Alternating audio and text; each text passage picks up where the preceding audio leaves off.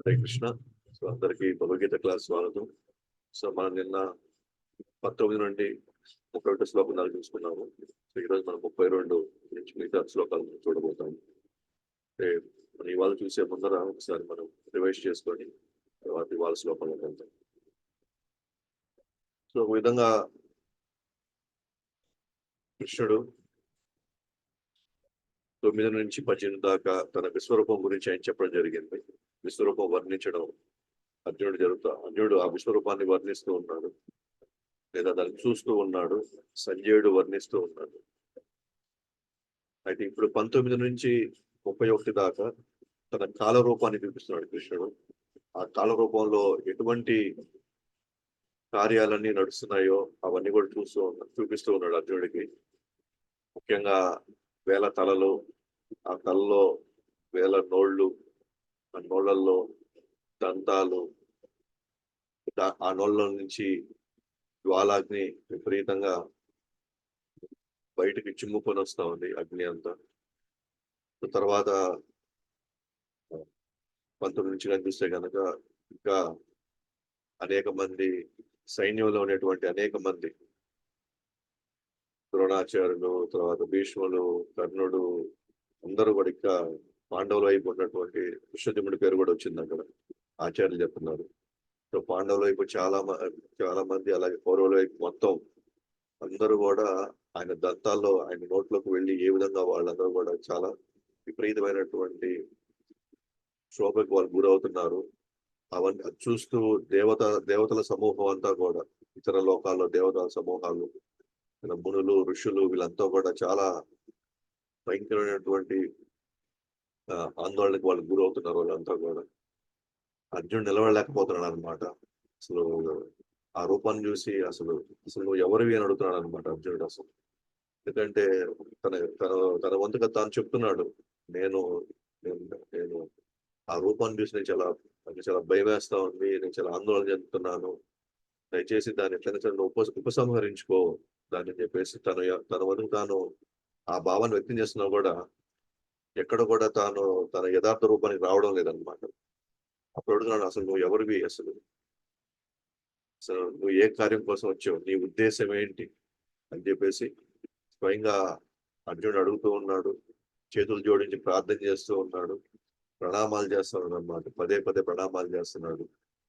So ఒక విధంగా చెప్పాలంటే అసలు ఆ రూపాన్ని చూసి నిలబడలేకపోతున్నాడు అనమాట అర్జునుడు. అది మనం 19 నుంచి మనం 31 దాకా ఇంచుమించుగా చూసాము. సో 19 శ్లోకంలోకి వెళ్తే, నీవే ఆది మధ్య అంతము లేకుండా ఉన్నావు, నీ మహిమ అనంతంగా ఉన్నవి, నీవు అసంఖ్యాకమైన బాహువులు కలిగి ఉన్నావు, సూర్యుడు చంద్రులే నీ నేత్రాలు, నీ నోటి నుండి జ్వలించే అగ్ని వస్తున్నట్లుగాను, నీ తేజముతో ఈ సమస్త విశ్వమును తప్పింపజేస్తున్నట్లుగాను నిన్ను నేను చూస్తున్నాను అంటారు అర్జునుడు. 20 శ్లోకంలో చూస్తే, నీ ఒక్కడివైనా ఆకాశమును సకల లోకాలను వాటి మధ్య ప్రదేశములను వ్యాపించి ఉన్నావు ఓ మహాత్మా, ఓ అద్భుతము, ఈ అద్భుతము భయంకరము అయిన రూపం చూసి సకల లోకాలు కలత చెందాయి. లోకాల్లో ఉన్నటువంటి అనేక మంది జీవులందరూ కూడా వాళ్ళందరూ కలత చెందుతున్నారు అన్నమాట. 20 వెళ్తే, దేవతా సమూహాలని నీ ఎదుట శరణాగతులై నీలో ప్రవేశిస్తున్నాయి, వారిలో కొందరు ఎంతో భయపడిన వారై చేతులు జోడించి స్తుతులు చేస్తున్నారు. ఋషుల సమూహాలు, సిద్ధ పురుషుల సమూహాలు శాంతి అని పలుకుతూ వేదమంత్ర గానము ద్వారా నిన్ను ప్రార్థిస్తున్నారు. శివుని సమస్తమైన రూపాలు, ఆదిత్యులు, వసువులు, సాధ్యులు, విశ్వదేవతలు, ఇరువురు, అశ్వినులు, మరుతులు, పితృదేవతలు, గంధర్వులు, యక్షులు, అసురులు, సిద్ధ పురుషులు నిన్ను ఆశ్చర్యంతో చూస్తూ ఉన్నారు. ఓ మహాబాహులు కలవాడ, పలు ముఖాలు, నేత్రాలు, భుజాలు, ఊరువులు, పాదాలు, ఉదరాలతో ఉన్నట్టి నీ మహత్కృష్టమైన రూపమును, నీ భీకరమైన పలు దంతాలను చూసి దేవతలతో పాటు సమస్త లోకాలు కలత చెందాయి. వారి లాగానే నేను కూడా కలత చెందాను. ఓ సర్వవ్యాపక విష్ణు, పలు తేజోమయమైన రంగులతో ఆకాశాన్ని తాకుతున్న నిన్ను, నీ తెరుచుకున్న నోళ్లను, నీ ఘనమైన వెలిగే నేత్రాలను చూసి నా మనసు భయంతో కలత చెందింది. నేను ఇక ఏమాత్రము మానసిక స్థిరత్వము, సమత స్థితిని నిలుపుకోలేకపోతున్నాను. 25లో చూస్తే కనుక, ఓ దేవదేవ ఓ జగన్నివాస నా ఎడ ప్రసన్నుడు కావాల్సింది. ఈ విధంగా మండుతున్న మృత్యు వంటి నీ ముఖాలను భయంకరమైన దంతాలు చూసి నేను సమత్వమును నిలుపుకోలేకపోతున్నాను. అన్ని దిక్కుల్లో నేను దిగ్భ్రమకు చెందాను. తమకు సంబంధించిన రాజులందరితో పాటు ధృతరాష్ట్రుని పుత్రులందరూ, భీష్ముడు, ద్రోణుడు, కర్ణుడు, మా ప్రముఖ యోధులు కూడా నీ భీకరమైన నోళ్లలోకి వేగంగా ప్రవేశిస్తున్నారు. వారిలో కొందరు తమ తలలో నీ దంతాల మధ్య చూర్ణమై చిక్కుపడటము నేను చూస్తున్నాను. నదుల యొక్క పలు తరంగాలు సముద్రంలోకి ప్రవేశిస్తున్నట్లు ఈ మహాయోధులందరూ నీ నేలలోకి ప్రవేశించి మండుతున్నారు. జ్వలించు అగ్నిలోకి వినాశానికై శలభలు ప్రవేశించే రీతిగా జనులందరూ అత్యంత వేగంగా నీ నోళ్లలోకి ప్రవేశించడం నేను చూస్తున్నాను. ఓ విష్ణు, నీ మండే నోళ్లతో అన్ని దిక్కుల్లో జనులందరినీ నీవు మృంగివేస్తున్నట్లు నేను చూస్తున్నాను. సమస్త విశ్వమును నీ తేజస్సుతో కప్పివేసి నీవు భయంకరమైన తీక్షణ కిరణాలతో ప్రకటమయ్యావు.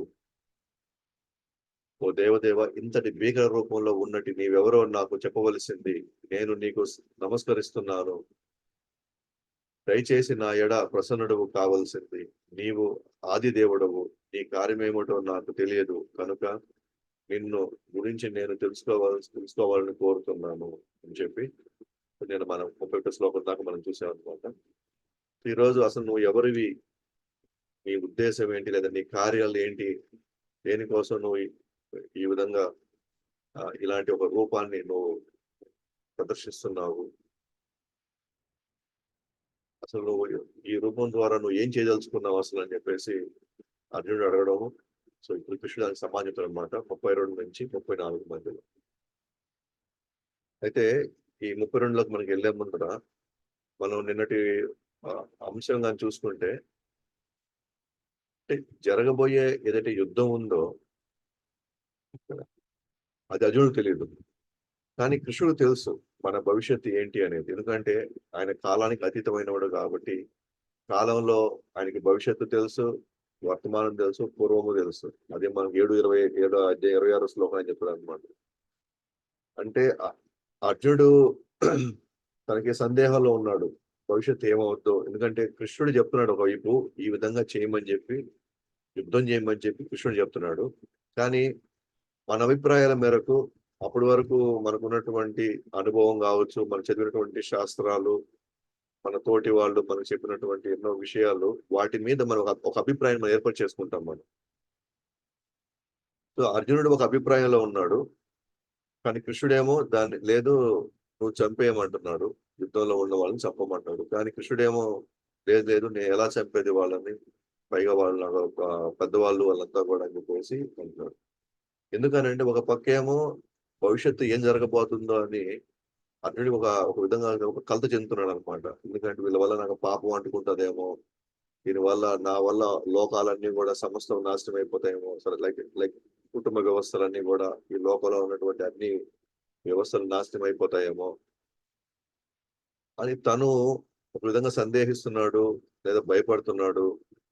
యుద్ధం వల్ల ఎలాంటి అనర్థాలు జరుగుతాయో, దానికి నా గురించి భవిష్యత్తులో అందరూ ఏమనుకుంటారో, సో ఇలాంటి ఎన్నో అర్జునుడు మదిలో పోతూ ఉన్నాయి. అందుకే నేను యుద్ధం చేయలేనన్నాడు. ఒక విధంగా తనకి ఇంకొక సందేహం కూడా ఉండి ఉండొచ్చు. ఏంటి అంటే ఏందో ఈ యుద్ధం యొక్క పరిణామాలు ఏం జరగబోతాయో, అంటే మేము వాళ్ళ చేతిలో మేము చచ్చిపోతామా, లేకపోతే మేము వాళ్ళని చంపగలమా, ఏంటో నిజంగా మన విజయం సాధించగలమా అనేటువంటి ఒక మీమాంసలో ఉన్నాడు అనమాట అర్జునుడు. అయితే కృష్ణుడు ఇప్పుడు ఏం చేస్తున్నాడు, తను చెప్పినట్టుగా నడుచుకోగలిగితే తాను ఏం చేయబోతున్నాడు కూడా చెప్తున్నాడు అన్నమాట. అక్కడ ఏంటది భవిష్యత్తు ఏం చూపిస్తున్నాడు, ఎస్ కౌరవుల వైపు వాళ్ళు అందరూ కూడా తానే చంపేస్తున్నాడు తన కాల రూపంలో. వాళ్ళందరూ ప్రవేశిస్తున్నారు కాల రూపంలో. అంటే అర్థం ఏంటి, కాలంలో వాళ్ళందరూ చచ్చిపోబోతారు, ఇది భవిష్యత్తు అని చెప్పి కృష్ణుడు అర్జునుడికి చెప్పడానికి ప్రయత్నిస్తున్నాడు. భవిష్యత్తులో నువ్వు ఒక్కడే కష్టపడుతున్నావేమో, నీకు అంత చాలా శక్తి కావాల్సి వస్తుందేమో వీళ్ళందరిని చంపడానికి, లేదా లేదా నీకున్న శక్తి సరిపోదేమో అనుకుంటున్నావేమో. వాస్తవానికి నువ్వు అంత ఆలోచించాల్సిన అవసరం లేదు. ఎందుకంటే భవిష్యత్తు ఏదైతే ఉందో ఆ భవిష్యత్తు నేను ఇప్పుడే నీకు చూపించేస్తాను నేను. ఏంటది? సో వాళ్ళందరూ కూడా ఆయన నోట్లోకి వెళ్ళడం, సో వాళ్ళందరూ కూడా చనిపోవడం జరుగుతా ఉంది. అంటే ఏదైతే ఇంకా మొదటి రోజులో అర్జునుడు ఉన్నాడో, యుద్ధంలో మొదటి రోజు అర్జునుడు ఉన్నాడు ఇక్కడ. నెక్స్ట్ రాబోయేటువంటి రోజుల్లో ఏమి జరగబోతుందో అది అర్జునుడికి కృష్ణుడు లైవ్ గా ఇప్పుడు చూపించేస్తున్నాడు అన్నమాట. అంటే ఆయన నోట్లోకి వీళ్ళందరూ వెళ్తున్నారంటే అర్థం ఏంటి? కాలంలో వీళ్ళు ఖచ్చితంగా చనిపోతారు ఈ యుద్ధం అయ్యే లోపల అని చెప్పేసి ఆయన చూపిస్తున్నాడు. అంటే కృష్ణుడి ఆదేశాల మేరకు నడుచుకుంటే గనక యాక్చువల్గా కృష్ణుడే ఆ ప్లాన్ అంతా ఎగ్జిక్యూట్ చేస్తున్నాడు. ఆ ప్రణాళికలన్నీ కూడా అదంతా కూడా సఫలీకృతం అయ్యేలాగా కృష్ణుడే వచ్చి ఆ కార్యాలన్నీ కూడా నెరవేర్చేస్తున్నాడు మొత్తం కూడా. కృష్ణుడే నెరవేర్చేస్తున్నాడు. కాబట్టి ఇప్పుడు అర్జునుడు ఇంకా ఆయనకి భయం ఏం లేదు ఇంకా. ఎందుకంటే వీళ్ళందరి యొక్క భవిష్యత్తు ఏంటో కృష్ణుడే చూపించేస్తున్నాడు. ఇప్పుడు అదే కానీ మన జీవితంలో కూడా మనం కానీ అన్వయించుకుంటే సేమ్ థింగ్ మనం అన్వయించుకుంటాం అనుకోండి. కృష్ణుడు ఏమి ఆదేశాలు ఇస్తే ఆదేశాల ప్రకారంగా మన కుటుంబం నడుపుకోవడం, ఆదేశాల ప్రకారంగా మనం మన బాధ్యతలు నెరవేర్చడం, ఆదేశాల మేరకు ఆయన సాధన చేయడం, ఆదేశాల మేరకు ఆయన సేవ చేస్తే సో భవిష్యత్తులో ఏం జరగబోతుందో మనకు ఆందోళన ఉండొచ్చు. ఎట్లాగైతే అర్జునుడికి ఆందోళన ఎట్లా ఉంది, ఇప్పుడు మనం కూడా అదే ఆందోళన ఉంటాం. మనం కూడా సేమ్ కృష్ణుడు నిజంగా మనల్ని కాపాడతాడా, కృష్ణుడు నిజంగా మనం ఆదుకోగలుగుతాడా, ఇలా చేస్తే ఆ లోకం అంతా ఏమనుకుంటుందో, వీళ్ళందరూ కూడా నన్ను ఈ విధంగా నా మీద దాడి చేస్తారేమో మాటలతో. మనకు అనేక భయాలు ఉంటాయి. ఏ విధంగా అర్జునుడికి భయాలు ఉన్నాయో ఇప్పుడు కూడా ఇదే సిచ్యువేషన్ లో మనం ఇప్పుడు ఉన్నాం అన్నమాట. మనం వచ్చేసి ఓకే వచ్చి మీరు క్లాసులు తీసుకోండి, లేకపోతే మీరు వచ్చి ఇక్కడ ప్రచారం చేయండి, నగర కీర్తనలో పాల్గొనండి అన్నప్పుడు మనకి అక్కడ ఏమవుతుంది, మన మనసులో తెలియకుండా అనేక సందేహాలు భయాలన్నీ వచ్చేసి నేను రోడ్లోకి వెళ్ళి చేస్తే వీళ్ళందరూ ఏమనుకుంటారో, తద్వారా నాకు ఏం పరిణామాలు వస్తాయో, సమాజం నన్ను ఏ విధంగా నన్ను చూసుకుంటారో, ఏదేదో మనలో తెలియని ఉంటుంది అనమాట. కానీ విచిత్రం ఇక్కడ పాయింట్ ఏంటంటే మనం కృష్ణుడి యొక్క బాటలో మనగా నడిస్తే దానివల్ల మనకు వచ్చేది ఏవైనా ఒకవేళ నష్టమో కష్టమో ఏదైనా వస్తే, ఏదైనా మనం అనుకుంటున్నామో కష్టం వస్తుందేమో నష్టం వస్తుందేమో ఏదైతే అనుకుంటున్నామో అవి ఖచ్చితంగా రావు. దాన్ని కాపాడాల్సిన బాధ్యత ఎవరిది అని అంటే అది కృష్ణుడే తీసుకుంటున్నాడు ఆ బాధ్యతని. ఆ భవిష్యత్తుని ఏం జరగబోతుందో ఆటోమేటిక్ గా కృష్ణుడే ఆ ప్లాన్ ప్రకారంగా ఎవరు వెళ్తారో, కృష్ణుడు ప్లాన్ ప్రకారంగా ఎవరైతే ముందుకు వెళ్తారో వాళ్ళని కాపాడేది, వాళ్ళని చూసుకొని వాళ్ళ భవిష్యత్తుని కూడా బంగారమయం చేసే బాధ్యత కృష్ణుడే తీసుకుంటాడు. కాబట్టి ఇప్పుడు మనం సందేహపడాల్సిన అవసరం లేదు, మనం భయపడాల్సిన అవసరం లేదు. ఎందుకంటే కాల రూపంలో కృష్ణుడు అర్జునుడు చూపిస్తున్నాడు అనమాట. ఏం చూపిస్తున్నాడు అర్జునుడికి? ఎస్, యుద్ధంలో వీళ్ళందరూ చచ్చిపోబోతున్నారు అని. కాబట్టి ఆ యుద్ధం యొక్క భవిష్యత్తుని ముందుగానే కృష్ణుడు రచించేశాడు. అలాగే ఇప్పుడు మనం కూడా కృష్ణుడు ఆదేశాల మేరకు మనం జీవితం కొనసాగిస్తే మన భవిష్యత్తు కూడా ఆయన నిర్ణయించేసినట్టే. ఇంకా ఆయన ప్రణాళిక ప్రకారంగా మనం పోకుండా మనిషి ప్రకారం మనం జీవించడం ప్రారంభించామనుకోండి, లేదా కొనసాగించామనుకోండి, అప్పుడు ఖచ్చితంగా దానికి బాధ్యత మనం తీసుకోవాల్సి వస్తుంది. మన జీవితానికి బాధ్యత మనమే తీసుకోవాలి. అదే మనం కృష్ణుడి యొక్క ప్రణాళిక ప్రకారం మన జీవితాన్ని అనుసరించాలి, దాని బాధ్యత కృష్ణుడు తీసుకుంటాడు అల్టిమేట్ గా. కాబట్టి ఇక్కడ మనం చూసుకోవాల్సింది ఏంటంటే మన భవిష్యత్తుకి ఏమి ఇబ్బంది లేదు, మన భవిష్యత్తుకి ఎటువంటి కష్టము రాదు. ఎందుకంటే ఆ ప్రణాళికలో మొత్తం కూడా కృష్ణుడు ఆల్రెడీ ఆ బాట గీసేశాడు. ఆయన ప్రణాళిక ప్రకారంగా ఏదైతే తను అనుకున్నాడో అది జరిగే తీరుతుంది. ఉదాహరణకి ఈ కలియుగంలో 10,000 సంవత్సరాల దాకా హరే కృష్ణ మంత్రం ఉంటుంది ఈ ప్రపంచంలో. అంటే అర్థం ఏంటి? ఈ 10,000 సంవత్సరాలు కృష్ణుడు ఆల్రెడీ తన వ్యూహం రచించేశాడు, ఖచ్చితంగా ఉంటుంది. ఎవరిన్ని దాడులు చేసినా, ఎన్ని గవర్నమెంట్లు ఇక్కడ వచ్చి ఎన్ని రకాలుగా వచ్చి హరే కృష్ణ అనే ఈ ఉద్యమాన్ని ఆపాలనుకున్నా సరే ఎవరు ఆపలేరు.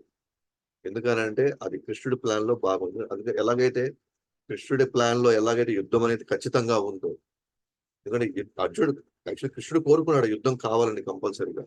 యుద్ధం జరిగే తీరాలని ఎవరు అనుకున్నారు? కృష్ణుడు అనుకున్నాడు యుద్ధం జరిగే తీరాలని. కాబట్టి అక్కడ యుద్ధం ఉంది. ఆ యుద్ధంలో ఎవరెవరు చచ్చిపోవాలని కూడా ప్లాన్ మళ్ళీ ఆయన దగ్గరే ఉంది. కాబట్టి ఎవరెవరు చనిపోతారో కూడా ఆయన దగ్గరే ఉంది ప్లాన్ కూడా. ఇప్పుడు అర్జునుడు ఏం చేయాలి? జస్ట్ యుద్ధరంగంలో పోయి జస్ట్ కొన్ని బాణాలు వదలాలా, కొంత ఆయుధాలతో తాను యుద్ధం చేయాలి అంతే. ఆల్రెడీ ఆయన చంపేశాడు కాబట్టి ఈయన జస్ట్ కత్తి తిప్పడం వలన, లేకపోతే గద ఊపడం వలన, లేకపోతే బాణం వదలడం వల్ల వాళ్ళు చచ్చిపోతారు. ఎందుకంటే ఆల్రెడీ కృష్ణుడు నిర్ణయించేశాడు కాబట్టి ఈయన ఎట్లా వదిలినా సరే గురి తీసి వేసినా సరే, లేకపోతే ఆయన యాదృచ్ఛికంగా వేసినా సరే వాళ్ళు చచ్చిపోతారు వాళ్ళు. ఎందుకంటే కృష్ణుడు పక్కగా దాన్ని రాసేశాడు. ఎవరెవరు చనిపోవాలి, ఎవరి చేతుల్లో చనిపోవాలని ఆల్రెడీ రాసేశారు కాబట్టి వీళ్ళు జస్ట్ ఏం చేయాలి? జస్ట్ ఆ చెప్పిన విషయాన్ని వాళ్ళు జస్ట్ దాన్ని తూచా తప్పకుండా వాళ్ళు ఫాలో అవ్వాలి అంతే. అలాగే ఈ రోజు కూడా 15 సంవత్సరాల దాకా హరే కృష్ణ మంత్రం వస్తుందంటే ఎవరు వచ్చినా సరే దాన్ని ఎన్ని రకాలుగా ఆపాలని ప్రయత్నించారు ఈ ఉద్యమాన్ని, ఎవరు ఆపలేరు అనమాట. అంటే మనకి ఆందోళన అనమాట. నిజంగా 15 సంవత్సరాల దాకా ఉంటదా? నిజంగా ఈ హరే కృష్ణ మంత్రం మరి చెప్తే అందరు వింటారా? అయితే వాళ్ళందరూ నన్ను అవహేళన చేస్తారేమో, నన్ను ఈ విధంగా వాళ్ళు అనుకుంటారేమో, లేదా అంతలేక నువ్వు ఇస్మాన్లో దిగేసావా, లేదా ఈ మఠంలో దిగేసావా అని వాళ్ళందరూ కానీ అనుకుంటే నేనేం చేయను. కాబట్టి నేను మా ఇంట్లోనే నా దగ్గర ఉన్నది ఏదో నేను చేసుకుంటా, నేను ప్రశాంతంగా ఇటు గడిపేస్తాను. ఎందుకంటే మనకు ఆడ భయం వచ్చేసింది అనమాట. ఎందుకంటే భవిష్యత్ అనే దాని మీద ఈ లోకంలో ఉండేటువంటి అదే బంధువులు, లేకపోతే స్నేహితులు, లేకపోతే మిగతా పరివారం అంతా కూడా మన మీద ఎట్లాంటి ఇమేజ్ తీసుకొని వస్తుంది.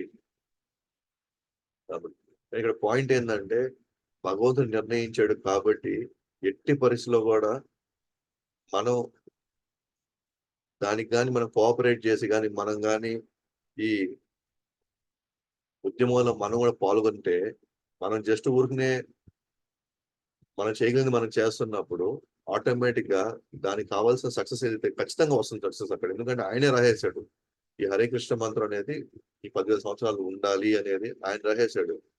ఇప్పుడు మనకు తెలుసు ఇప్పుడు హరే కృష్ణ మంత్రం అనేది ఉంటుంది అని.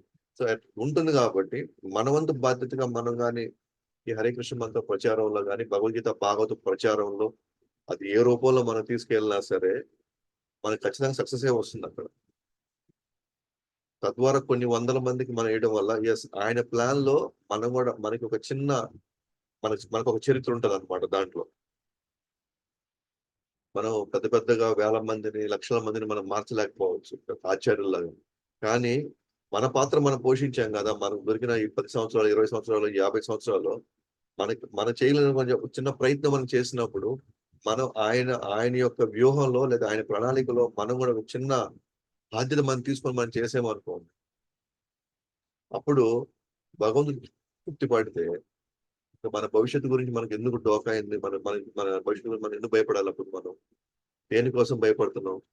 ఇక్కడ కాల రూపాన్ని చూపిస్తూ భగవంతుడు సమస్తం ఆయన చేతిలోనే ఉంది. ఆయన అన్నిటినీ అందరి దిశ మార్చగలటువంటి అవకాశం కృష్ణుడి చేతిలో ఉన్నప్పుడు ఆయన ఆదేశాల ప్రకారంగా మనం కానీ జీవించినట్లయితే, తద్వారా ఏవైతే మన జీవితాల్లో పాత కర్మలో లేదా పాత వాసన ఏవైతే మన జీవితాన్ని అతలాకుతలం చేస్తుందో, మరి అటువంటివన్నీ మన జీవితంలోకి రానియకుండా ఆయన ప్లాన్ లో మనం ముందుకెళ్తా ఉంటే మనల్ని ఇంకా ప్రోత్సహిస్తూ మనల్ని ఇంకా ముందు తీసుకెళ్తూ ఉంటాడు భగవంతుడు. తద్వారా ఏమవుతుంది మనకి? ఆయన యొక్క విజయంలో మనది ఒక చిన్న పాత్ర ఉంటుంది. ఎందుకంటే ఖచ్చితంగా విజయం సాధిస్తుంది. 10,000 సంవత్సరాలు అంటే 10,000 సంవత్సరాలు ఈ భూమి మీద హరే కృష్ణ మంత్రం ఉండే తీరుతుంది. ప్రతి ఒక్కరు వింటారు, ప్రతి ఒక్కరు కూడా వింటారు అని చెప్పేసి చైతన్య మహాప్రభు అంటారు. అంటే ఖచ్చితంగా ప్రతి ఒక్కరు వింటారు. సో మనవంతుగా మనం ఓకే, కొత్త పల్లెటూర్లకి, కొత్త ఊర్లోకి మనం వెళ్ళి మనం చేయొచ్చు కదా. మనం చేసామనుకోండి, ఎస్, ఆయన ఏదైతే ఆయన ప్రణాళికలో భాగంగా అందరికీ 10,000 సంవత్సరాల లోపల ఈ హరే కృష్ణ మంత్రం వినబడుతుందో, దాంట్లో మన పాత్ర కూడా కొద్దిగా ఉంటది కదా. అర్జునుడు జస్ట్ మనం ఏం చేయాలి, మనకున్న నోర్లు ఉపయోగించి మనం గంటలు మనం మాట్లాడతాం కదా. అనవసరం చర్చలు పెడతాం, అనవసరంగా ఏదేదో డిస్కషన్లు పెట్టుకుంటాం, అనవసరంగా ఎవరినో తిట్టడానికో, ఎవరెవరినో మనం పొగడ్డానికో ఈ నోరు వాడతాం కదా. సో ఆ నోరుని మనం హరే కృష్ణ మంత్రం ప్రచారం చేయడంలో మనం వాడితే, భగవుడి యొక్క ప్రణాళికలో మనం ఎంతో కొంత మనం తోడ్పాటు అయినప్పుడు భగవంతుడికి ఎంత సంతోషాన్ని ఇస్తుంది, ఎంత తృప్తినిస్తుంది. మన ఇళ్లలో కూర్చొని మనం జస్ట్ ఊరికనే మనం చదువుకోవడం లేదా జపం చేయడం, వీడియో ఇవి జస్ట్ మన ఇంటికి మనమే పరిమితం అయిపోయి, ఏదో మన ఏదో ఒక సేవ ఇచ్చారు కదా, ఏదో సేవ చేసేసుకున్నాం అయిపోయింది అని అనుకుంటే, మనం ఆయన యొక్క ప్రణాళికలో మనం ఎటువంటి పాత్ర పోషించకపోతే, ఆయనకు వాస్తవానికి కావాల్సిందండి వాస్తవానికి భగవానుడి యొక్క భావం ఏంటి, తన తన తన తన పిల్లలందరూ, ఈ బద్ధ జీవులందరూ తన దగ్గరికి వచ్చేయాలి. అది ఆయన యాక్చువల్గా ఆయన చాలా చాలా ఇష్టపడేది. మనం ఒక్కరమే వెళ్ళిపోవడం కాదనమాట ఇక్కడ. మనం ఒక్కరమే చూసుకొని మనం ఒక్కరమే చేసుకుంటూ వెళ్ళిపోవడం కాదు. ఖచ్చితంగా సంతోషపడతాడు. కానీ మనతో పాటు 10 మంది మనం తీసుకెళ్ళగలిగితే అప్పుడు ఆయన ఇంకా సంతోషపడతాడు. మనతో పాటు ఇంకో 100 మందికి మనం చెప్పగలిగితే ఇంకా సంతోషపడతాడు.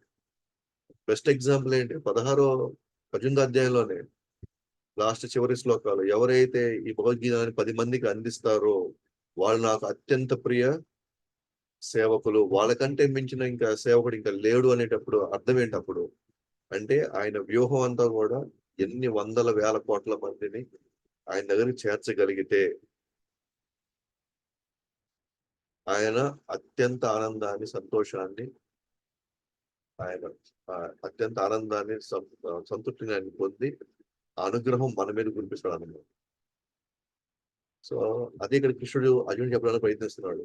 నువ్వేంది అక్కడ చేసేది ఏంటి, నా వ్యూహంలో భాగంగా నువ్వు జస్ట్ ఒక పనిముట్టుగా ఉండు, ఒక ఇన్స్ట్రుమెంట్ గా నువ్వు ఉండు, నువ్వు చెప్పింది నువ్వు చెయ్యి, మిగతా దేని గురించి నువ్వు ఆలోచించొద్దు. అంటే అర్థమైంది. మన వంతుగా మనం ప్రచారం చేద్దాము ఇక్కడ, మన వంతుగా మనకు ఎంతవరకు శక్తి ఉందో, ఎంత సామర్థ్యం, ఎన్ని తెలివితేటలు ఉన్నాయో దాన్ని మొత్తం మన కృష్ణుడి సేవలో మనం పెట్టి, మనం పిల్లలు కావచ్చు, పెద్దలు కావచ్చు, ఎవరో ఎంతమందిని అయితే అంతమందిని మనం భగవుడి యొక్క సన్నిధిలోకి మనం తీసుకురాగలిగితే అంతకంటే మించినటువంటి తృప్తి, ఆనందం ఇంకా దొరకదు అనుభవం. అంటే మనం మాత్రం ఒకదే దగ్గర ఉండిపోయేసి ఎటువంటి ప్రయత్నం చేయకుండా, వేరే వాళ్ళని మనం కృష్ణ మనకు పరిచయం చేయకుండా, మనం మాత్రం ఒక కంఫర్ట్ జోన్, సేఫ్ జోన్ లో కూర్చుంటే మాత్రం ఖచ్చితంగా మనకంటే ఎవరైతే ఎక్కువ ప్రచారం చేసి పరుచున్నారు తెలుసారా, వాళ్ళు ఒకవేళ వాళ్ళ యొక్క కామక్రోధ మదమాచరణ నిజంగా పూర్తిగా క్లీన్ కాకపోయినా సరే, భగవంతుడు తృప్తిపడ్డాడు కాబట్టి వాళ్ళని గోలోకం త్వరగా తీసుకెళ్తారు. ఎందుకంటే ఈ పరంపరలో ప్రచారం చేసే వాళ్ళకే అత్యంత ఏమంటారు అత్యంత వేగంగా వాళ్ళు కృష్ణుని చేరుకోవడానికి అవకాశం ఉంటుంది. ఎందుకంటే ఇక్కడ ఉన్న పరంపరలో గురువులను కూడా అదే కోరుకుంటారు కాబట్టి. అంటే వాళ్ళ ప్రాముఖ్యత మొత్తం కూడా ఎన్ని వేల కోట్ల మందికి ఈ సిద్ధాంతాన్ని, ఈ తత్వాన్ని చేర్చి వాళ్ళందరూ కూడా కృష్ణ భక్తులు చేయడమే ఈ పరంపరలో ఉండే వాళ్ళ యొక్క మూలం. మూలంగా వాళ్ళ హృదయం అంతా కూడా ఏ విధంగా ఇది ఎంతమంది మీద అంత ప్రచారం చేసి వాళ్ళని కృష్ణుడి వద్దకు చేర్చాలి అనేది ఈ పరంపరలో ఉండే వాళ్ళ గురువుల యొక్క మూడ్ అన్నమాట. సో వాళ్ళ భావాన్ని మనం అర్థం చేసుకొని మన వంతుగా మన బాధ్యతతో కొన్ని ప్రయత్నాలు మనం చేయగలిగితే భగవుడి యొక్క ప్రణాళికలో మన పాత్ర ఒక ఇసుకరేణి వంతు కూడా ఉండొచ్చు. కానీ అల్టిమేట్ గా గురు పరంపర ఎప్పుడైతే తృప్తి పడతారో, వైష్ణవ తృప్తి పడతారో, కృష్ణుడు తృప్తి పడినప్పుడు ఆటోమేటిక్ గా అనుగ్రహం వల్ల మనం బయటపడిపోతాం. అది నేను చెప్పదలుచుకున్నది. అంటే భగవంతుడు తన కాల రూపంలో భవిష్యత్తు కూడా చెప్పబోతున్నాడు. ఏం జరగబోతుంది అనేది అర్జునుడికి. అంటే మన జీవితం కూడా ఏం జరగబోతుందో కూడా ఆయనకి బాగా తెలుసు. మన భవిష్యత్తు ఎలా ఉండబోతుందో ఆయనకి బాగా తెలుసు. మన భవిష్యత్తు ఎట్లా ఉన్నా మనకు తెలీదు గానీ, మన భవిష్యత్తుని గాని కృష్ణుడితో జోడించగలిగితే, ఆ! కృష్ణ భక్తిలో గాని మన జీవితాన్ని జోడించి, కృష్ణుడి యొక్క ఆదేశాల మేరకు మనం గాని ముందుకెళితే, మన ఆటంకాలన్నీ కృష్ణుడు ఆల్రెడీ వాటిని తీర్చేసేటువంటి భవిష్యత్తుని మనం చూపించగలరన్నమాట భగవంతుడు. అర్జునుడు తన భవిష్యత్తు చూపించాడు అంటే, మన భవిష్యత్తు కూడా ఆయనకి బాగా తెలుసని అర్థం. ఆయన ఎట్టి పరిస్థితిలో ఈ హరినామం ఈ ప్రపంచం మొత్తానికి ప్రతి ఊరికి, ప్రతి వ్యక్తికి చేరాలనేటువంటి ప్రణాళికలో లేదా సంకల్పంతో భగవంతుడు ఉన్నప్పుడు, మనం ఏం చేయాలి ఇప్పుడు? జస్ట్ మనకున్నటువంటి పరిధిలో మనం వెళ్లి, మనకి కొంతమందికి మనం వెళ్లి చెప్పగలగాలి. అంటే అప్పుడు ఎట్లా అయితే కృష్ణుడి యొక్క ప్రణాళికలో యుద్ధం ఉందో, అలాగే కృష్ణుడి యొక్క ప్రణాళికలో ఈ హరే కృష్ణ మత ప్రచారం కూడా ఉంది. దాంట్లో మనం ఎంతమంది నిజంగా అంటే ఎవరో ఒకరు చెప్పారు కాబట్టి నేను చెయ్యాలని కాదనమాట ఇది. మనలో మనకే యెస్, ఇది కృష్ణుడికి ఇష్టం కాబట్టి నా వంతు ప్రయత్నం నేను చేయాల్సిందే. ఒకరు చెప్పినా చెప్పకపోయినా నా వంతుగా నేను ఈ బాధ్యత నేను తీసుకొని నేను ఒక రోజులో 10 మందికి చెప్తాను, లేదా ఒక 50 మందికి చెప్తాననేది మనం అలాంటి ఒక నిర్ణయం తీసుకోగలిగితే మాత్రం మన భవిష్యత్తు సేఫ్ గానే ఉంది అంటున్నారనమాట. ఆ విధంగా చెప్పారు కృష్ణుడు ఇక్కడ. లేదు మన కర్మల ప్రకారంగా మనం వెళ్తూ ఉన్నాం అనుకోండి, అప్పుడు మన భవిష్యత్తు సేఫ్ ఏం కాదు.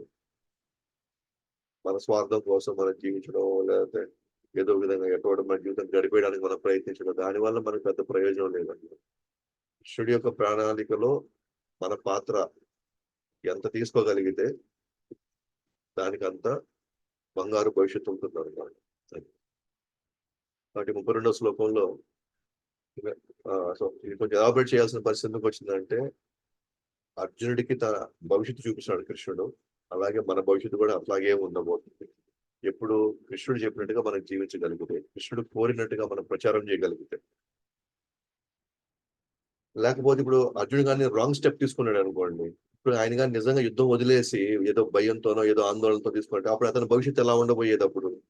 అందరూ ఆయన్ని హేళన చేస్తా, అందరూ ఆయన్ని తన సామర్థ్యాన్ని శంకిస్తా, అతన్ని అవమానిస్తా ఉండుంటే అప్పుడు అర్జునుడి జీవితం ఎలా ఎలా ఉండబోయేదప్పుడు? చాలా దారుణంగా ఉండేది. ఎందుకంటే శత్రువుడికి ఆహ్, మరణం కంటే గూడా ఇది ఇంకా చాలా పెద్ద శిక్ష అన్నమాట. అవమానాలు ఇయన్నీ గూడా. అలాగే ఇప్పుడు అర్జున్‌లాగా అతను సొంత నిర్ణయం తీసుకుంటే ఎలాంటి దారుణ పరిస్థితికెళ్ళేవాడు. ఈరోజు గూడా మనం గూడా అంతే. కృష్ణుడు చెప్పినట్టుగా మనం పోకుండా మన సొంత నిర్ణయాలు తీసుకొని మన గాని జీవితం గాని గడిపితే మన మన భవిష్యత్తు గూడా అంతే దారుణంగా ఉండబోతుంది. కాబట్టి దీని యొక్క పూర్తి అడ్వాంటేజ్ మనం తీసుకొని మనకి శక్తి ఉన్నంత వరకు, మన ఆరోగ్యం బాగున్నంత వరకు ఎంతవరకు చేయగలిగితే మనకు అంత మేలు జరుగుతుందన్నమాట.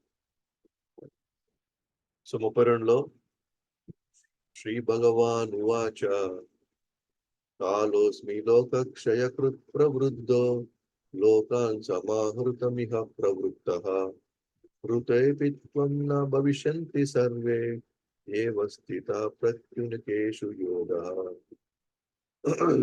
భావంలోకి ఉంటాయి.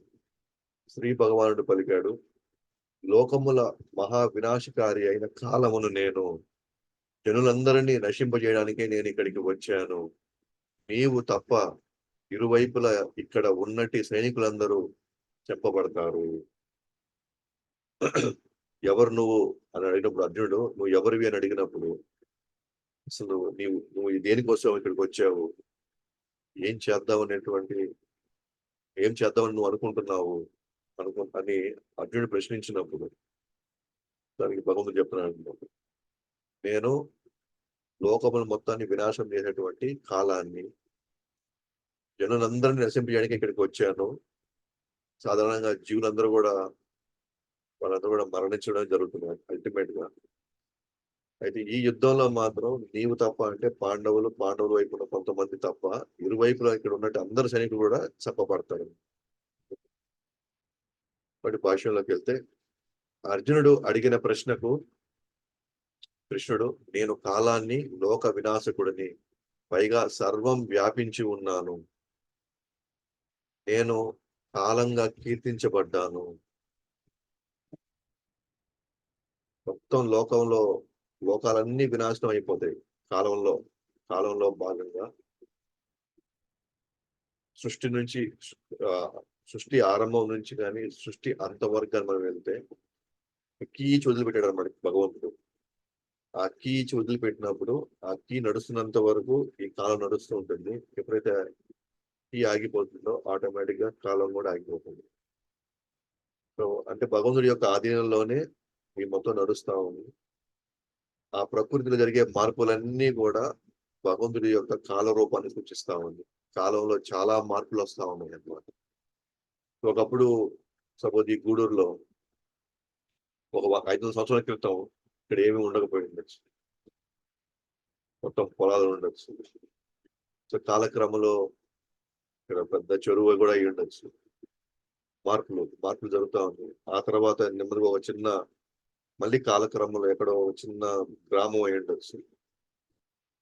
ఆ గ్రామం ఇప్పుడు పెద్ద మున్సిపాలిటీ ఇదయింది. ఇప్పుడు ఇట్లా ఇంకో 5 సంవత్సరాలు చనిపోతే మళ్ళీ చాలా మార్పులు ఉండొచ్చు. మొత్తం ఇక్కడంతా కరువు కాటకాలు వచ్చి ఎవరు ఇక్కడ ఉండకూడా పోవచ్చు. లేకపోతే ఇంకేదైనా వినాశకరమైనటువంటి ప్రకృతి వైపరీత్యాలు జరిగి ఏదైనా జరిగి మొత్తం వినాశమై మళ్ళీ ఇక్కడ ఇంకొక అడవి తయారవచ్చు. అంటే ఇక్కడ అన్నిటినీ వినాశనం చేసేస్తా ఉందన్నమాట కాలం. 5 సంవత్సరాల క్రితం ఏముండింది, 5 సంవత్సరాల తర్వాత ఏం జరగబోతుందని చూస్తే మాత్రం ఈ 1000 సంవత్సరాల్లో ఎన్నెన్నో జరుగుతా ఉన్నాయి ఇక్కడ. మార్పులు చేర్పులు జరుగుతున్నాయి. అంటే ఆ మార్పులు చేర్పులు అంటే ఎన్నో వినాశం జరుగుతా ఉన్నాయి ఇక్కడ. కాలాన్ని నేను అంటున్నాను. అంటే నా ఆజ్ఞ మేరకు ఈ కాలంలో అనేక మార్పులు జరుగుతున్నాయి. కాల రూపంలో నేను సర్వం వ్యాపించి ఉంటాను. అంటే చూడండి, ప్రతి దానికి కాలంతో ముడిపడి ఉంది. వస్తువు తీసుకోండి, ఆ వస్తువు కొన్నప్పుడు ఎంత కలర్ఫుల్ గా ఉంటుంది, కాలంలో ఏమైపోతుంది, అది ఫేడ్ అయిపోతా ఉంది. తర్వాత దాని యొక్క రూపం మారిపోతా ఉంది. ఒక పండు తీసుకోండి, స్టార్టింగ్ లో ఎంత ఫ్రెష్ గా ఉంది, తర్వాత ఏమవుతా ఉంది, ఆ తర్వాత అదే కుళ్ళిపోతా ఉంది ఆటోమేటిక్ గా. అంటే కాలం ఇప్పుడు ఆ ఆ పండులో ఎంటర్ అయ్యింది. కాలంలో భాగంగా సమయం ఇచ్చే కొద్ది ఆ కాలం యొక్క ఆ పండు యొక్క రూపరేఖలు మారిపోతుంది. అంటే ఈ భౌతిక జగత్తు మొత్తం కూడా కాలంతో పాటు ప్రయాణిస్తా ఉంది. కాలం పొయ్యే కొద్ది దీంట్లో చాలా మార్పులు మనం చూస్తా ఉంటాం. సింపుల్ ఎగ్జాంపుల్ చెప్తాం. మనం ఒక స్టడీ కెమెరా పెట్టి ఒక 500 days ఒకే దగ్గర పెట్టాము అనుకోండి. సపోజ్ ఒక ఒక ఒక బీచ్ అంటే సముద్ర ఒడ్డున స్టిల్ కెమెరా అలా పెట్టేసి రికార్డ్ చేసాము అనుకో. ఆ స్టిల్ కెమెరా ఒక 500 years అలాగే ఉందనుకో. అప్పుడు ఏం జరుగుతుంది అక్కడ? ఆ కెమెరా ముందు జరిగే ఎన్నో యాక్టివిటీస్ టకాటక వస్తా ఉంటాయి, పోతా ఉంటాయి, ఎన్నెన్నో జరుగుతుంది. మధ్యలో చెట్లు రావచ్చు, ఏదో రావచ్చు, అలలు పెద్దగా రావచ్చు. తర్వాత సూర్యుడు కిందకి వస్తా ఉంటాడు, పోతా ఉంటాడు. అంటే ఈ యాక్టివిటీస్ అన్ని ఏంటి అదంతా చూస్తే మనకే కాలంలో ఎన్ని మార్పులు జరుగుతున్నాయో ఆ ప్రకృతిలో ఆ మార్పులన్నీ మనం గమనించచ్చు అన్నమాట.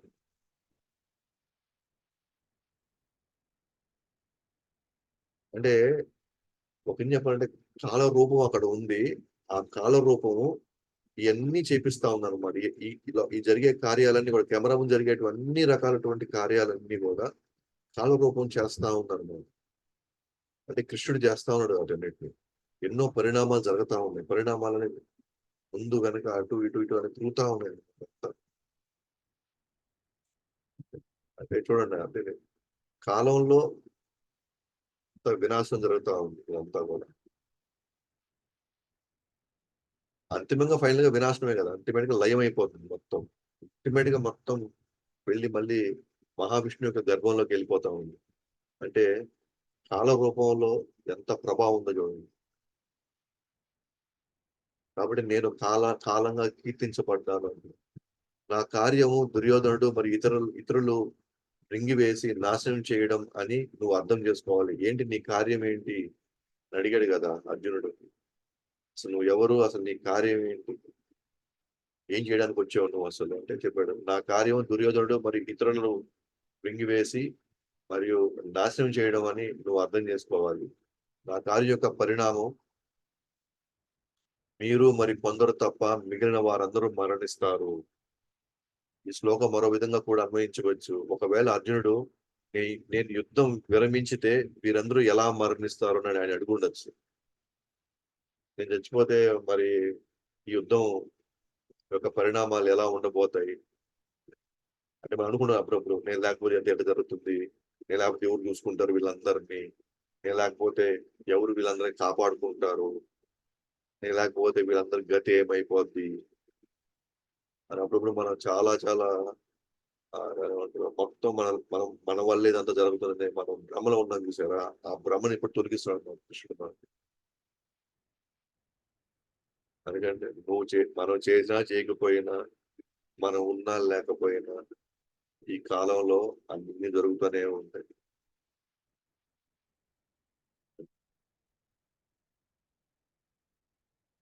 సో కాబట్టి మనం మనం ఉన్నా లేకపోయినా ఈ ప్రపంచానికి వచ్చే డోకా లేదు. మన కుటుంబాలకి మన బంధువులకు వచ్చే డోకా ఏం లేదు. మనం చూడాల్సిందే మనం బతికున్నంత వరకు కృష్ణుడి యొక్క ఆదేశాలను పాటించడానికి మనం ఎంత ప్రయత్నిస్తాం అనేది ముఖ్యం ఇక్కడ.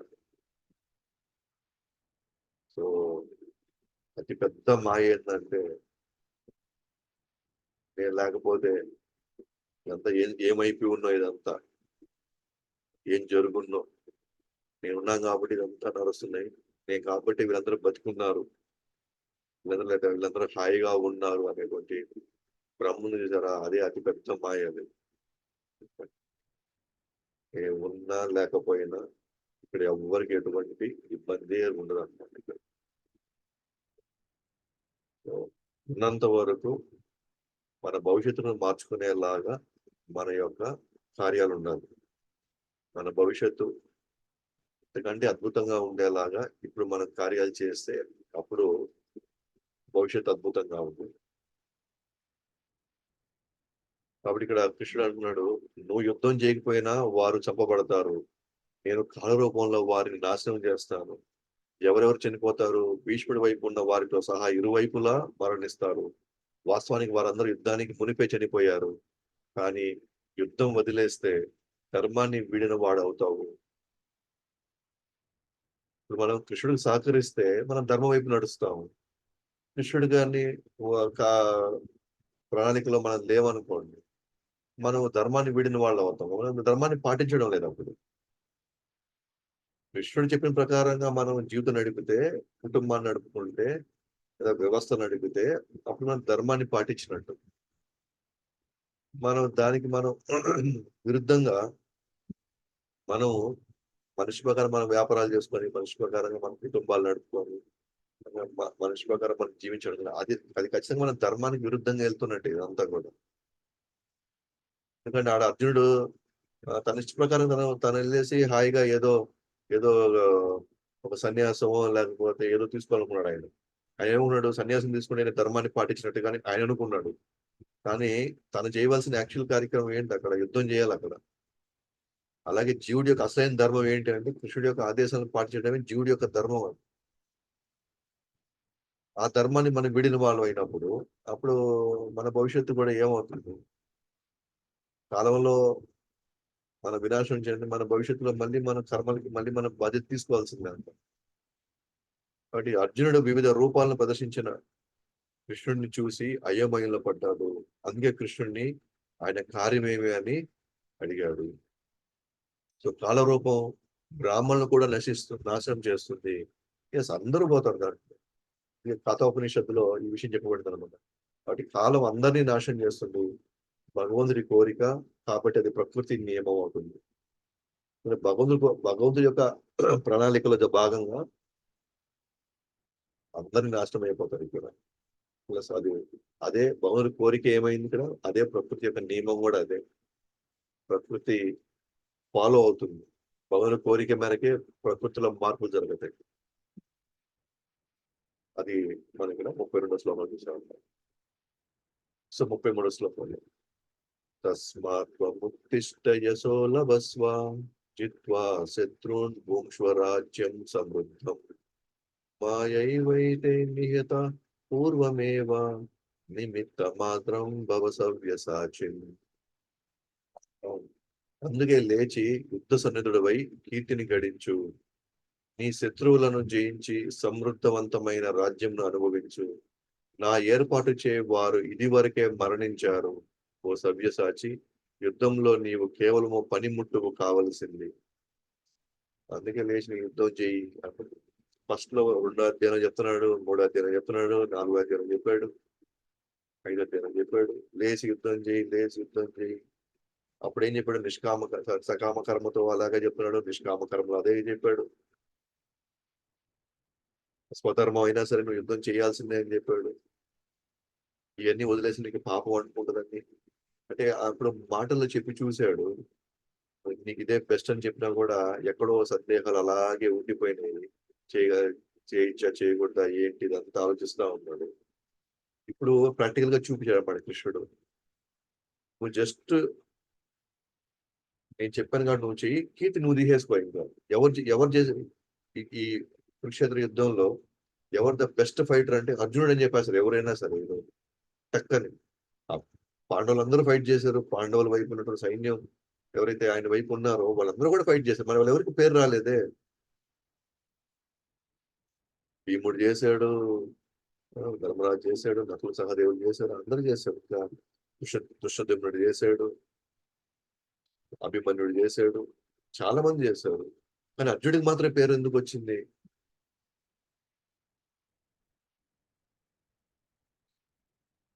ఎందుకంటే అర్జునుడికి పేరు రావాలి తలుచుకున్నాడు కాబట్టి. ఇంక లేచి యుద్ధ సన్నద్ధమై కీర్తి గడించు. జస్ట్ నువ్వు లేచి ఆటోమేటిక్ నువ్వు కీర్తి నువ్వు తీసేసుకో. నువ్వే చంపావు. యాక్చువల్ చంపింది నేనే. సో నా కాల రూపంలో నువ్వే చూసావు. వాళ్ళందరూ వచ్చి ఎలా వాళ్ళే చచ్చిపోతున్నారు. కానీ కీర్తి నువ్వు తీసుకో అంటున్నాడు. నీ శత్రువులను జయించి సమర్థవంతమైన రాజ్యం అనుభవించు. జస్ట్ నువ్వు వెళ్ళి నేను చెప్పాను కాబట్టి నువ్వు చంపు అంతే. లేదా జస్ట్ నువ్వు నిలబడి నీకు తోచిన బాణాలు నువ్వు వేసాయి అంతే. ఆటోమేటిక్ ఆ బాణాలకు వాళ్ళని అది గుచ్చుకొని వాళ్ళు చచ్చిపోతారు. వాళ్ళు ఈ కేవలం పనిముట్టు ఉండరు. పనిముట్టు అంటే ఏంటి? ఒక ఒక ఒక పరికరం. దానికి మనం చెట్టు దగ్గరికి వెళ్ళి అనుకోండి, మనకు గొడ్డలు కావాలి దాన్ని నరకడానికి. ఆ గొడ్డలు అనేది పనిముట్టు. చంపాలి దాన్ని. ఆ చెట్టు నరకాలనేటువంటి ఉద్దేశం ఎవరికి ఉంది? ఆ జీవుడికి ఉంది. ఆ జీవుడు దేని వాడుతున్నాడు? గొడ్డలు వాడుతున్నాడు అన్నమాట దాన్ని నరకడానికి. గొడ్డల్లో ఆలోచనలు ఏమి ఉండవు. ఇంకా ఏ ఆలోచనలు ఉండవు వాటిలో. ఏంటది? నన్ను ఎందుకు వాడుతున్నాడు? ఇది ఈ గొడ్డలు పోయి చెట్టు నరికితే చెట్టు ఇది అయిపోద్ది కదా, అది పాపం కదా, అలా మనం చెయ్యొచ్చా? అది ఎన్నో సంవత్సరాల నుంచి పాపం ఆ చెట్టు అక్కడే ఉంది, ఏనుగు పోయి దాన్ని చంపాలి లేదా ఏనుగు పోయి నరకాలి అని పనిముట్టు ఏం ఆలోచించదు. పనిముట్టు ఏం ఆలోచించదు. అంటే ఇంతటి కృష్ణుడు ఏమంటాడు ఇక్కడ అర్జునుడితో? నువ్వు పనిముట్టుగా ఉండు అంటే ఇంక నువ్వు ఇంకేం ఆలోచించొద్దు అని. జస్ట్ నేను వదులుతున్నాను, నిన్ను వదులుతున్నాను వాళ్ళ మీదకి, నేను నిన్ను వదులుతున్నాను అంతే. కానీ పనిముట్టుకి ఇంకేం ఆలోచన ఉండకూడదు. ఆ విధంగా నువ్వు ఉండు అంటున్నాడు. నువ్వు వేరేది ఆలోచించిపోతుంది. దీనివల్ల ఏమవుతుందో, పెద్దవాళ్ళు చెప్పిన ఇట్లా కదా అట్ట కదా, ఇదంతా కుటుంబ వ్యవస్థలన్నీ నాశనం అయిపోతాయి కదా, ఎన్నో ఆలోచించొద్దు వాటి గురించి. అసలు నేను చెప్పాను కాబట్టి నువ్వు చెయ్యి అంతే. అంతకు మించి నువ్వు ఇంకేం ఆలోచించొద్దు. అది పనిముట్టుగా ఉండవు. అది పనిముట్టుగా ఉండాలి మనం. కానీ ఎవరి చేతుల్లో ఉండాలి మన పనిముట్టుగా అంటే గురువు చేతిలో పనిముట్టుగా ఉండాలి మనం. సమస్త శాస్త్రాల యొక్క సారం తెలిసిన వాళ్ళ చేతిలో మన పనిముట్టుగా ఉంటే ఆ పనిముట్టికి ఒక వాల్యూ ఉంది. వాస్తవానికి చెప్పాలంటే ఈ రోజు మనం ఒక కుటుంబంలో ఒక భార్యకో, ఒక భర్తకో, ఒక పిల్లలకు లేకపోతే ఆఫీస్లో బాస్కో లేకపోతే గవర్నమెంట్ లో ఉంటే గవర్నమెంట్ మనం వాళ్ళకి పనిముట్లుగా మనం తయారవుతాం. వాళ్ళు ఏం చెప్తే అది పోయి చేస్తున్నాం అనమాట. వాళ్ళు ఏది కోరుకుంటే ఆ విధంగా మనం పోయి ఆడ పోయి మన కార్యం చేసుకొని వస్తున్నాం అన్నమాట. అది తప్పని తెలిసినా మళ్ళీ పోయి మన కార్యం చేసుకొని వస్తున్నాం. అది అవసరం లేకపోయినా సరే మనం పోయి చేసుకొని వస్తున్నాం. వాస్తవానికి పనిముట్టుగా మనం ఎవరి చేతిలో ఉండాలి? గురువు చేతిలో ఉంటే ఆ పనిముట్టుకి వచ్చేటువంటి ఆ కీర్తి అది మనం అంచనా కూడా వేయలేం. విషయం చెప్పాల్సింది ఏంటంటే ఎవరి చేతిలో అయినా సరే మనకి పనిముట్టే. కానీ ఎవరి చేత మనం వాడబడాలి అనేది మనం డిసైడ్ చేసుకోవచ్చు. కృష్ణుడి చేతిలోనో లేదా గురువు చేతిలో ఉండి మన జీవితంలో సార్థకం చేసుకుంటామా? లేకపోతే వాళ్ళు అడిగిందల్లా మనం చేస్తా, వాళ్ళు కోరుకున్నవన్నీ మనం తీరుస్తూ, పగలు రాత్రి కష్టపడుతూ, మనం మళ్ళీ నెక్స్ట్ లైఫ్ ఏంటి అంటే మళ్ళీ అదే మొద్దుబారిపోయి, అదే చిల్లుం గట్టిపోయిన, దేనికి పనికిరానటువంటి మళ్ళీ ఒక భవిష్యత్తు మళ్ళీ. అల్టిమేట్ గా మాత్రం ఎవరో ఒక చేత మనం వాడబడాల్సిందే ఇక్కడ మాత్రం. అని ఆ వాడబడేది ఏదో కృష్ణుడి చేత వాడబడితే లేదా కృష్ణుడి యొక్క ప్రణాళికల కోసం మనం వాడబడితే అంతకంటే మించినటువంటి అదృష్టం ఇంకా ఎవరికి ఉండదు. లైక్ ప్రభు అంటారు, దున్నపోతు ఎవరింటికి పోయినా దున్నపోతును వాడుకుంటారు అంతే. అయితే ఎవరి కోసం మనం పనిచేస్తాం అది ఇంపార్టెంట్ ఇక్కడ. ఎవరి చేతుల్లో నేను పడితే నా భవిష్యత్తులో ఇంకో జన్మ లేకుండా చేసుకోగలను, వాళ్ళకి నేను కానీ ఉపయోగపడగలిగితే మన జీవితం ఇంకా తిరిగి చూసుకోవాల్సిన అవసరం లేదండి. అదే భాషలోకి వెళ్తే కావున లేచి యుద్ధ ధర్మం కోసం చేయము. కావున లేచి యుద్ధము ధర్మం కోసం చేయము, పేరు మరియు కీర్తి గడించుము. దేవతలు సైతం భీష్ముడిని నిలవరించలేని వారు అర్జునుడు ఓడించగలిగితే కీర్తి గడిస్తావు. ఇక్కడ గొప్ప గొప్ప సైనికులు ఉన్నారు, ఇక్కడ గొప్ప గొప్ప యోధులు ఉన్నారు ఇక్కడ. దేవతలు సైతం ఈవెన్ పరశురాముడు కూడా భీష్ముడి చేతిలో పరాభవం చెందాల్సి వచ్చింది. కానీ ఒక అర్జునుడు కొట్టి భీష్ముడు కొట్టాడు అని అంటే దానికి కీర్తి ఎలా ఉంటుంది? కానీ భీష్ముడు చంపింది నేనే, ఆల్రెడీ నేను చంపేశాను. అది నువ్వు జస్ట్ నీ బాణం వదులుతున్నావు అంతే అక్కడ, అంతే. బట్ కీర్తి ఎవరికి వచ్చింది? నీకు వచ్చింది కీర్తి తప్ప. భీష్ముడు మహా దేవతలు కానీ పెద్ద పెద్ద యోధులందరూ కూడా భీష్ముడు చంపలేని వాళ్ళు అర్జునుడు చంపగలిగాడు అంటే ఎంత కీర్తి వస్తుంది. ద్రౌపది వస్త్రాభరణ సమయంలోనే వారు నాచే చెప్పబడ్డారు.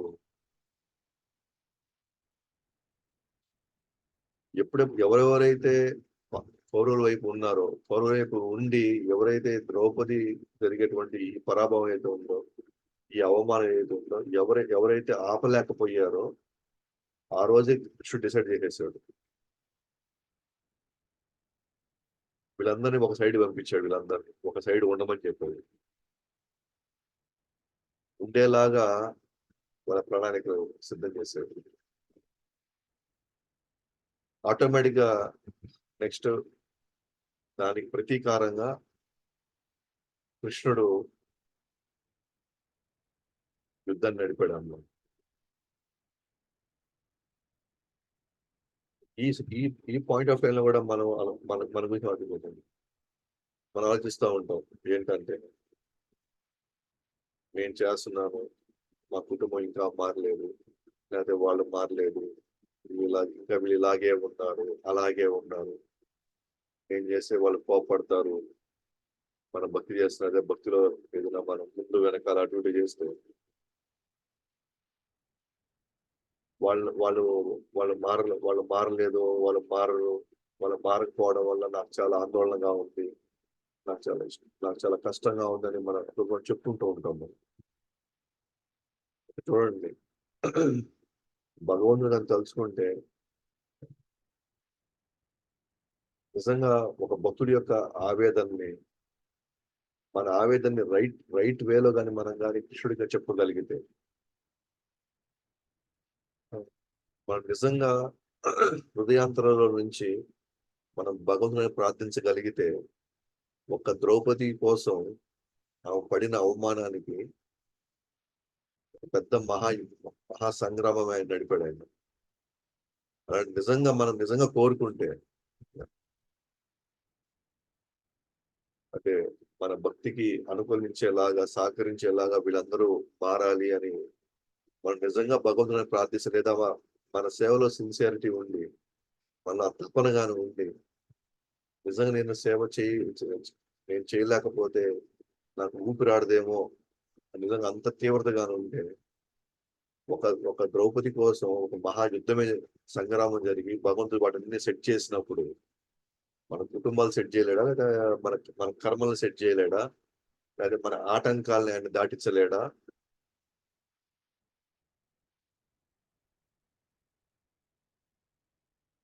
కేవలం ఒక్క భక్తురాలు కోసం.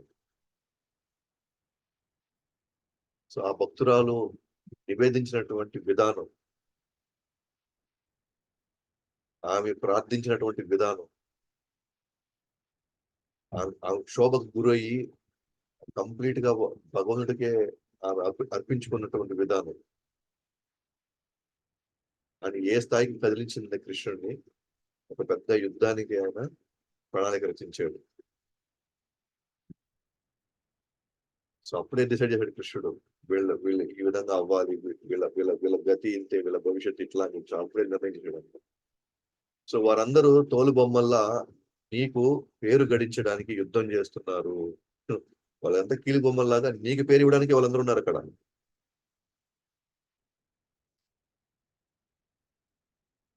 కీలు బొమ్మల్లాగా అంటే ఏంటి? ఆడించేవాడేవాడు అప్పుడు కృష్ణుడు ఆడిస్తా ఉన్నాడు అందరిని. మొత్తానికి వాళ్ళు పెద్ద యుద్ధం చేస్తున్నాడు కానీ మొత్తం పేరు నీకు రాబోతుంది ఇప్పుడు. అసలు యుద్ధమే నీకు పేరు రావడానికి ఇదంతా జరుగుతుందేమో అసలు. అంటే అంటే కృష్ణుడు ఎంత కంప్లీట్ కంట్రోల్లో ఉన్నాడు అనమాట. అక్కడ జరిగే ప్రతి విషయాన్ని, ప్రతి అంశంలో కృష్ణుడు పూర్తి కంట్రోల్లో ఉన్నాడని మనం అర్థం చేసుకోవాలి. ఎస్, మన జీవితం కానీ, మన పరివారం కావచ్చు, మన మన మన వాతావరణం కావచ్చు, మొత్తం కృష్ణుడు కంట్రోల్లో ఉంది అనేటువంటి మనం గుర్తించాలి. మనం నిజంగా అంత నమ్మకంలోకి మనం ఆ నమ్మకంలో మనం ప్రవేశించాలి. అంటే ఈ మహాసంగ్రామం అంటే ఇదేదో కురుక్షేత్రంలో ఒక చిన్న ఏరియా కోసం కొట్టుకుంది అనమాట. అప్పుడు భూమిలో ఉన్నటువంటి రాజులందరూ సమకూడారు అప్పుడు. భూమండలం పైన ఉన్నటువంటి అందరు రాజులు సమకూడారు అనమాట. అంటే కృష్ణుడి ప్రణాళికలో ఒక భూమి కూడా భూమి అంతా ఆయన ప్రణాళికలో ఉంది. ఆయన యొక్క ఆదేశాల మేరకు, ఆయన వ్యూహాల మేరకు, ఆయన ఆజ్ఞల మేరకు ఎన్ని నడుస్తున్నాయి అన్ని కూడా. నువ్వు కేవలము నా పరికరం కమ్ము, నిమిత్తం మాత్రం, జస్ట్ నా పనిముట్టుగా ఉండదు. అంతకు మించి నువ్వేం చేయబడలేదు. జస్ట్ నేను చెప్పింది చెయ్యి అంతే. నేను ఆదేశించినట్టుగా నువ్వు జస్ట్ బ్లైండ్ గా ఫాలో అయిపో. ఏమీ ఆలోచించద్దు, ఇంకేది మనసులోకి రానివ్వద్దు. ఇంకా నీ పూర్వం కానీ నీ భవిష్యత్తు గురించి కానీ ఏమీ ఆలోచించద్దు. సో ఓ సవ్యసాచిని అన్నాడు కదా, ఆ సవ్యసాచిని ఎడమ చేత కూడా యుద్ధం చేయగల నిపుణుడు అనమాట. ఎడమ చేత కూడా చేయగలడు. అంటే అంత ఈజీగా, అంత అంత ఎఫర్ట్ లేకుండా అన్నమాట. అంటే ఎడం చేత కొట్టేటట్టు అంటే అతను లెక్కే లేదన్నమాట. ఓ సవ్యసాచిని. సో భగవుడి వ్యూహం వలన మాత్రమే ప్రకృతి నడుస్తుంది అన్న విషయము మూర్ఖులకు ఎప్పటికీ అర్థం కాదు. దాంట్లో అదే నడుస్తుందని వాళ్ళు అనుకుంటారు. మొత్తం ప్లాన్ ఒక యుద్ధమే నడిపిస్తున్నాడంటే ఈ ప్రకృతి నడపడం పెద్ద కష్టం ఆయనకి. జీవుల్ని తోలు బొమ్మలు అట్లాగా ఆడిస్తున్నాడు. ఈయన పెద్ద కష్టమా? ఇంకా కష్టమే లేదు భగవంతుడికి. భగవంతుడికి వ్యూహం ప్రకృతి, బద్ధ జీవులు భగవంతుడి వద్దకు తిరిగి వెళ్ళిపోవడానికి ఒక అవకాశం మాత్రమే. ఎస్, ఈ ప్రకృతి భగవంతుడి యొక్క వ్యూహంలో ఈ ప్రకృతి ఉంది. ఎందుకు భగవంతుడు ప్రకృతి సృష్టించాడు? బద్ధ జీవులందరూ తన భగవంతుడి దగ్గర తిరిగి వెళ్ళిపోవడానికి ఒక అవకాశం ఇవ్వడానికి ఇదంతా సృష్టించాడు భగవంతుడు. అంతేగాని ప్రకృతి దానితో రావట్లేదు, ప్రకృతి దానితో నడవడం లేదు. భగవంతుడి యొక్క వ్యూహం మేరకు ప్రకృతి సృష్టించబడింది. ఎందుకు సృష్టించబడింది? బద్ధ జీవులకు ఒక అవకాశం ఇస్తున్నాడు.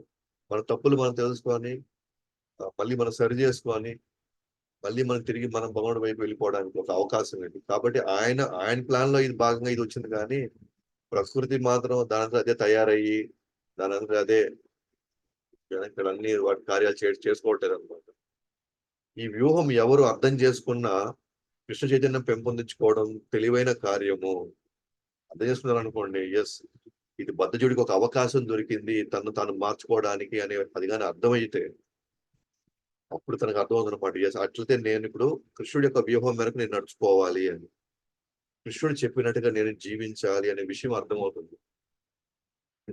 సో సృష్టించడం, లయం చేయడం కృష్ణుడి వ్యూహంలో భాగం. అలాగే ఈ కురుక్షేత్ర యుద్ధం కూడా అంతే, ఆయన వ్యూహంలో భాగమే. ప్రకృతిలో ఎట్లాగైతే సృష్టించడం, చంపడం జరుగుతుందో అట్లాగే కురుక్షేత్ర యుద్ధం కూడా జనాలు సైనికులు రావడం, చనిపోవడం, యుద్ధం చేయడం అంతా కూడా ఆయన వ్యూహంలో భాగం. కావున కృష్ణుడు అర్జునుడు యుద్ధం నిరాకరించినప్పుడు ఆయన కోరిక మేరకు యుద్ధం చేయమని ఆదేశిస్తాడు. అలా చేస్తే ఆనందంగా ఉంటాడు. అందుకని నిరాకరించినప్పుడు ఆయన లేదు లేదు నువ్వు లేచి నా కోరిక మేరకు యుద్ధం చేయాల్సిందే, అలా చేస్తే నువ్వు చాలా చాలా ఆనందంగా ఉంటావు అని కృష్ణుడే అర్జునుడు పదే పదే 2వ అధ్యాయం నుంచి చెప్పుకుంటూ వస్తూనే ఉన్నాడు అన్నమాట. ఇక్కడ ప్రాక్టికల్ గా కన్నెదురుగా 70mm 3D ఎఫెక్ట్ లో మూవీ చూపించాడు అనమాట. సినిమా చూపించాడు కృష్ణుడు ఏం జరగబోతుందో. సో ఆ విధంగా కృష్ణుడు ఆ కాల రూపాన్ని చూపించినప్పుడు అర్జునుడు అడుగుతున్నాడు నువ్వు ఎవరు అనేది. ఆ ఎవరు అనే దానికి నేను కాలాన్ని అని చెప్పి భౌతిక ఉంచాను. సో ఇది కూడా కంప్లీట్ చేద్దాం. 34 సెక్షన్ అయిపోయినట్టుంది. ద్రోణం చ భీష్మం చ జయద్రథం చ కర్ణం తథాన్యానపి యోధ వీరా మయా హతాంస్త్వం జహిమాం వ్యతిస్తా యుధ్యస్వ జేతాసి రణే స్నపత్నాన్.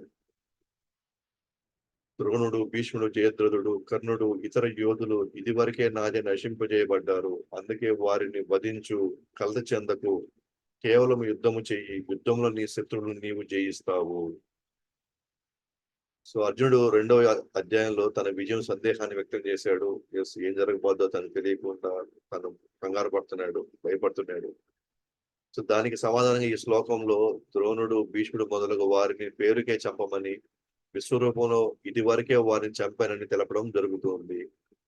నేను ఇదివరకే వారించాను కనుక వారిని నువ్వు ఎలా గలను అని భయపడవలసిన అవసరం లేదు. ఆల్రెడీ వాళ్ళు చంపేది, నువ్వు ఇంకా భయపడాల్సింది ఏం లేదు ఎలా ఓడించాలా అనేది. సో వ్యూహం మరియు కర్త కృష్ణుడైనప్పుడు ఆయన భక్తులకు ఘనత వచ్చేలా చేస్తాడు. వ్యూహము, కర్త మొత్తం కృష్ణుడే అంతా కూడా. జస్ట్ భక్తులకు ఏమిస్తున్నాడు? ఘనత ఇస్తున్నాడు, కీర్తిస్తున్నాడు. ఎస్, ఈ భక్తుల వల్ల ఇదంతా జరిగిందని ప్రపంచం నెక్స్ట్ అనుకుంటుంది అనమాట. కావున ప్రతి ఒక్కరూ కృష్ణ చైతన్యంలో గురువు యొక్క దశానిర్దేశంలో కార్యంలో అనుసరించాలి. ఇక్కడ భక్తులు జస్ట్ క్రెడిట్ తీసుకుంటారు అంతే. వ్యూహం చేసేదంతా కూడా భక్తి పూర్తి కంట్రోల్ ఎవరి చేతిలో ఉంది? కృష్ణుడి చేతిలో ఉంది కంట్రోల్ అంతా కూడా. కాలంలో ఈ భక్తి ప్రచారంలో వ్యూహం అంతా ఎవరిది? కృష్ణుడిది అన్నమాట. మనం ఏం చేయాలి? జస్ట్ గురు యొక్క దశానిర్దేశంలో జస్ట్ చెప్పింది మనం చేసుకుని పోతా ఉంటే మన సొంత మళ్ళీ మన భయాలు, మన ఆలోచనలు, లేకపోతే ఏం జరగబోతానో ఆందోళనలు ఇవన్నీ అవసరం లేదన్నమాట. చెప్పింది మనం చేసుకుని వెళ్తూ ఉంటే దానికి కావాల్సినటువంటి కీర్తి, దానికి కావాల్సినటువంటి ఫలము, ఏది అయితే మన భక్తికి ముందుకెళ్ళడానికి ఏది అవసరమో అవన్నీ ఆటోమేటిక్ కాలంలో మనకి ఏర్పడతాయి అన్నమాట. తద్వారా మనం ఈ లోకాన్ని శాశ్వతంగా వదిలి మనం కృష్ణుడి లోకానికి వెళ్ళి అక్కడ హ్యాపీగా మనం సేవ చేసుకోవచ్చు. కాబట్టి భగవంతుడి వ్యూహాలు భక్తుడికి ఆయన అనుగ్రహం మేరకు అర్థమవుతాయి. భగవంతుడి వ్యూహాలు ఎవరికి అర్థమవుతాయి? భక్తుడికి అర్థమవుతాయి, కానీ అది కృష్ణుడి యొక్క అనుగ్రహం మేరకే అర్థమవుతాయి వ్యూహాలన్నీ కూడా. ఆ వ్యూహం నుంచి ముందుకు సాగితే విజయము తథ్యము. జస్ట్ మన సామర్థ్యం ఏంటి, మన తెలివితేటలు ఏంటి, మనం చేయగలమా చేయలేమా, నిజంగా మనకు అంత శక్తి ఉందా లేదా, ఇవన్నీ మనకు అవసరం లేదన్నమాట. జస్ట్ చెప్పారు, మనం ఫాలో అయితే కంపల్సరీగా మనకి విజయం వస్తుంది. కాబట్టి ఆ విధంగా మనకి 32-34 కృష్ణుడు సమాధానం ఇస్తున్నాడు అనమాట. అర్జునుడు అసలు నువ్వు ఎవరు, నువ్వు ఏం చేయడానికి వచ్చావు అన్నప్పుడు కృష్ణుడు తన కాల రూపాన్ని, సో ఈ యుద్ధంలో ఉన్న వాళ్ళందరినీ కూడా నేను నాశనం చేయడానికి నేను వచ్చాను అంటాడు. జస్ట్ నువ్వు చెప్పింది ఒక పనిముట్టుగా నువ్వు ఉండి, నువ్వు జస్ట్ కార్యాన్ని నువ్వు చెయ్యి, కీర్తిని నువ్వు గడించి అని చెప్పి కృష్ణుడు సమాధానం ఇస్తున్నాడు అన్నమాట. సో ఆ విధంగా మనం ఈరోజు సెషన్ క్లోజ్ చేసుకుంటున్నాం. ఎవరికైనా సందేహాలు ఉంటే అడగచ్చు. శ్రీల ప్రభుపాద్ కీ జై, అనంత కోటి వైష్ణవ కీ జై, భగవద్వాణి శ్రీమద్ భగవద్గీత జై గౌతమ.